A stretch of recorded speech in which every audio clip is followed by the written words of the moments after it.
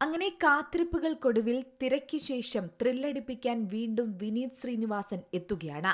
Feel ഗുഡിന് തൽക്കാലം ഇടവേളയെടുത്തുകൊണ്ട് ഒരു thriller സിനിമയുമായാണ് താരം എത്തുന്നത്. അതുമാത്രമല്ല, ഒരിടവേളയ്ക്ക് ശേഷം വീണ്ടും സംവിധായകന്റെ കുപ്പായമണിയാൻ വിനീത് ശ്രീനിവാസൻ ഒരുങ്ങിയിരിക്കുകയാണ്. വർഷങ്ങൾക്ക് ശേഷം എന്ന ചിത്രത്തിന്റെ പിന്നാലെ വിനീത് വരുന്നത് ഒരു ത്രില്ലർ സിനിമയുമായാണ്. ഇതിനു മുൻപ് വിനീത് ചെയ്ത ത്രില്ലർ ചിത്രം തിരയാണ്. എന്നാൽ പുതിയ സിനിമയുടെ പേര് ഇതുവരെ തീരുമാനിച്ചിട്ടില്ല. ടൈറ്റിൽ വരും ദിവസങ്ങളിൽ സർപ്രൈസായി തന്നെ പുറത്തിറക്കാൻ ഒരുക്കുകയാണ് അണിയറ പ്രവർത്തകർ. സെപ്റ്റംബർ 25-നാണ് സിനിമയുടെ റിലീസ് തീരുമാനിച്ചിരിക്കുന്നത്. ജോമോൻ ടി ജോണാണ് സിനിമയുടെ ഛായാഗ്രഹണം നിർവഹിക്കുന്നത്. ഷാൻ റഹ്മാനാണ് സംഗീത സംവിധാനം. ഒരിടവേളയ്ക്ക് ശേഷം ഷാനും വിനീതും കൈകോർക്കുന്ന ചിത്രം എന്ന പ്രത്യേകതയും ഇതിനുണ്ട്. വലിയ ബജറ്റിലാണ് സിനിമ ഒരുക്കുന്നത്.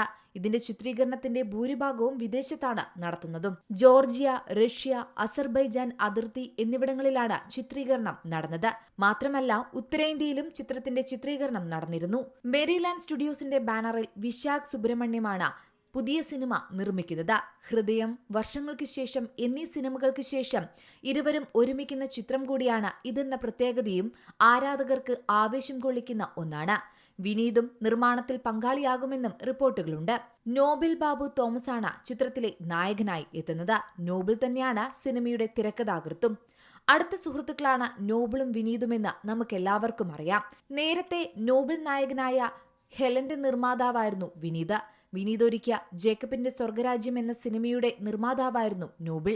അങ്ങനെ ആ കൂട്ടുകെട്ട് മലയാള സിനിമയ്ക്ക് ഒത്തിരി സിനിമകൾ സമ്മാനിച്ചിട്ടുണ്ട്. മനോജ് കെ ജയൻ, കലാഭവൻ ഷാജോൻ, ബാബുരാജ്, ജോണി ആന്റണി തുടങ്ങിയവരും ചിത്രത്തിൽ അഭിനയിക്കുന്നുണ്ട്.